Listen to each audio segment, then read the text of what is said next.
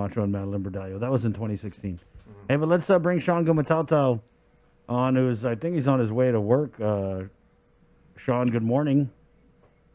Hey, good morning, guys. Can you hear me? Yes. Yeah, eyes on the road, buddy. Hands on 10 and 2.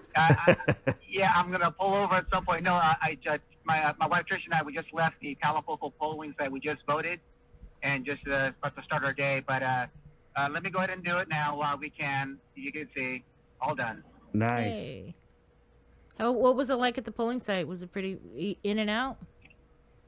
Yeah, actually, it was a little rough because obviously we vote in Talapofo, so it just opened up, and so I'm pulling over here. It had just opened up, and so there was a couple of people that a little bit like wondering why it was so slow, but otherwise it was pretty smooth. It was pretty smooth in Talapofo for sure. Were there a lot of people? Did I lose you? No, you're there. Was there a lot of people? Honestly, there was. Oh, sorry. Yeah, there wasn't very many people there. I would tell you that the line was small, kind of similar to not even similar to Election Day in Talapofo. There was a couple cars in the drive-through kind of doing their thing. But when I walked out after I cast my vote, it was pretty much one person in line behind me or outside, so it was really, really slow, and no one driving in. Mm-hmm. Shawn, what I thought was interesting was the number of people who came out to vote early. It was like over 5,000 in just a week, right? So I'm thinking either these people are trying to make a statement one way. I mean, they are making a statement one way or another. What did you make of that? This race was so hot in the general, and to see that like involvement and engagement carry over into this runoff. Thought was, with the 51 or 52% voter turnout, we were saying on election night, and I've been saying it for a while, that we should be really concerned about the low number. And then to see 5,000 folks, and I drove by the GEC a couple times over the last couple days, and it was pretty wild to see cars just draped into Anigua.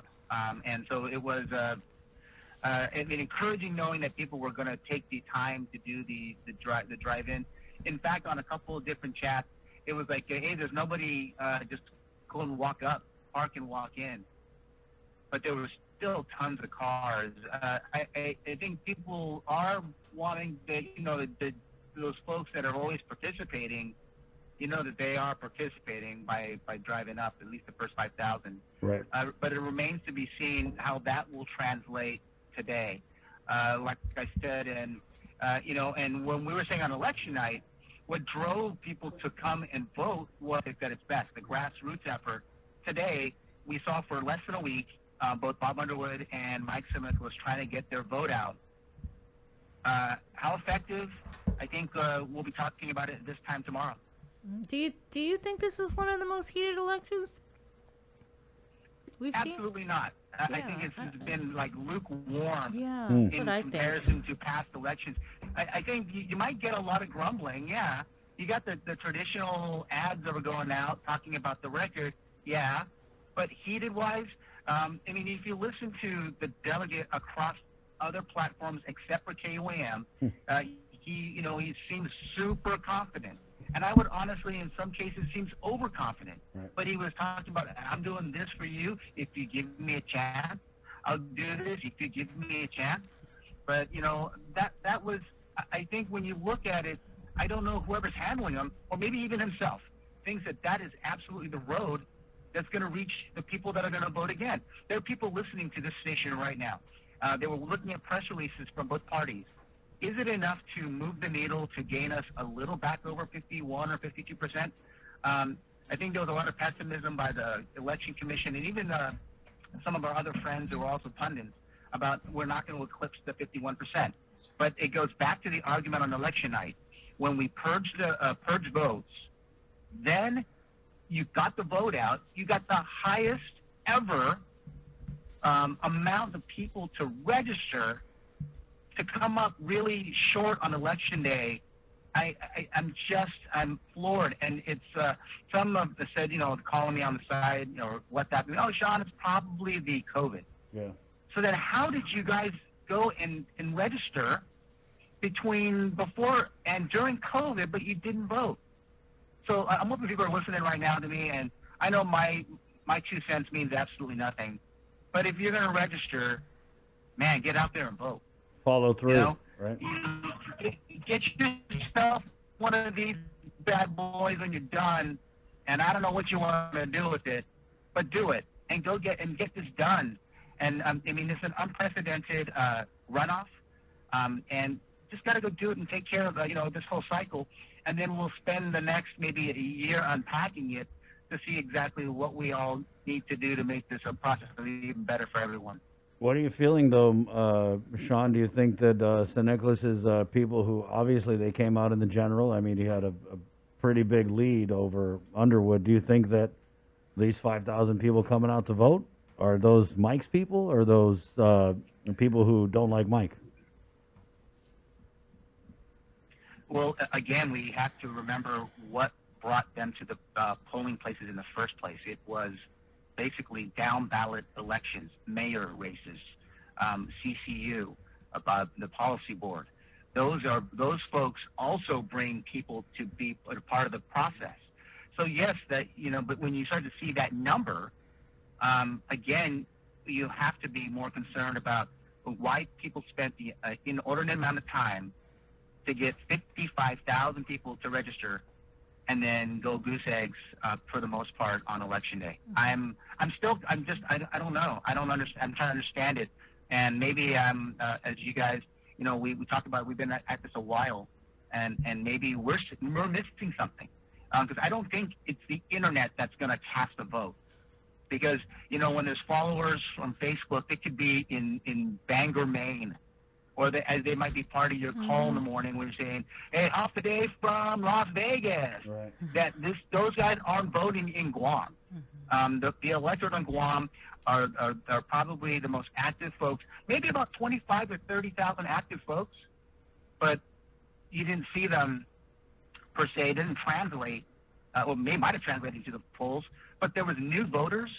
I mean, come on. I mean, why are we not concerned? I think you guys would be, but across other platforms and other stations and other media, no one's talking about this turnout and how concerned they should be. It's just like, oh, it's probably coughed up to COVID. Cough, cough, cough. No, it's not. It's something else. What do you think about Will Castro coming out on Facebook, throwing his support behind Underwood? Do you think that's really going to make a difference? I think it will. I think and everywhere all of my contacts in the party were all like, thinking, is this would this be a good idea? What does that mean for Will down the road? But I would say, as a statesman that he is, and a politician who really understands kind of the complexion of the race. When Bob Underwood knocked on his door and they sat in the back of their back kitchen, it was a done deal as soon as he came by himself. In the years I've been involved in these things and understand that whole knock on the door after that engagement, it's enough to rally people to say, hey, listen, this guy's got a level of class that, we wouldn't have expected in this type of election. And he knocked on the door. Yeah. They sat and talked. They talked about the issues, and then they had a picture, and that said a lot. And I think his supporters are going to go with him. I think, as one of my friends said, another Republican, I'm voting for a Democrat today. That's what a lot of Republicans are saying today. They're voting for a Democrat. Whether or not who it is, yeah, that's right. We're hoping that they're all going to be active today. Which Democrat? Because on our election night, it seemed really hard pressed for Juan Carlos Benitez to say something. That was a delayed reaction there, Chris. I thought you were going to get a chuckle earlier. Yeah, no, that's definitely funny. But it was just interesting. And Juan Carlos Benitez said on election night? On the general election, it was like Juan Carlos couldn't say a good thing about Will Castro. It's just kind of bizarre, this relationship between St. Nicholas and the Republicans, and like Will, who was the Republican candidate, ended up a lot of times seeming like the man caught in the middle. You know what I mean? And then we had Tony Atta, the Republican Party chair, on yesterday, and he really downplayed it. He said, "Oh yeah, Will Castro voted for him personally," or something like that.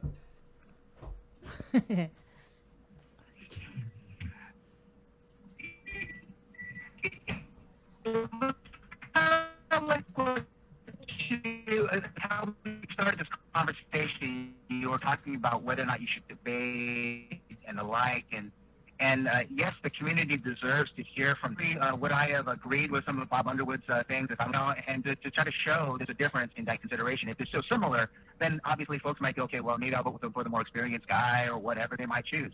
Right. But it's that contrast. I don't know tactically if that was just maybe an error. But again, it goes back to this idea that we have to spend time in front of guys like Sabrina and Chris and the KUAM group to understand the issues.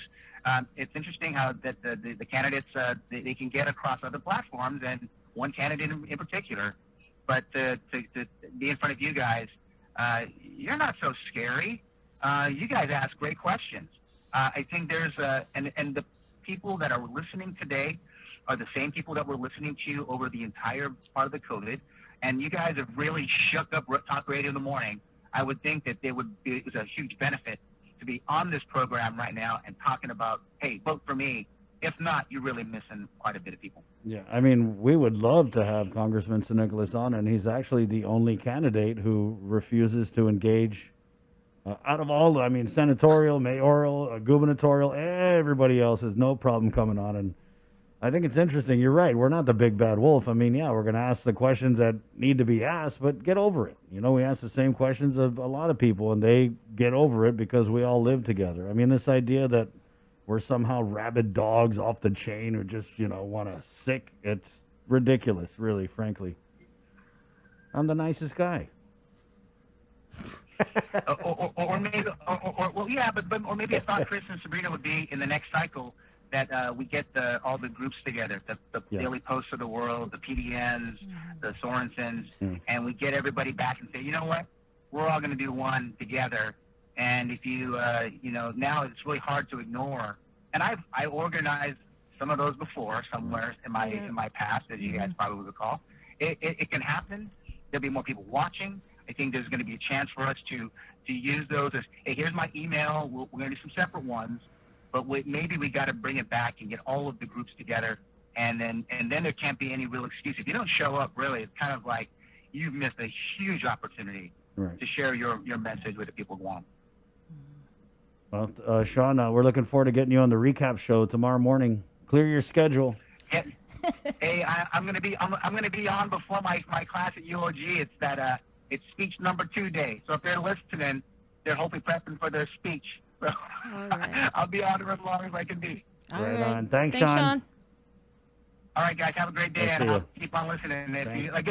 If you miss the link, you miss a lot. There you go. I like that. my man. Thanks, Shawn. Shawn Gumataotao, he's going to be on our recap show for the election. That's happening tomorrow morning. We'll start at 6 with the link, right? So we're hoping that the results will be in by then, and we'll have a whole bunch of election to talk about tomorrow morning. I'd ask Maria.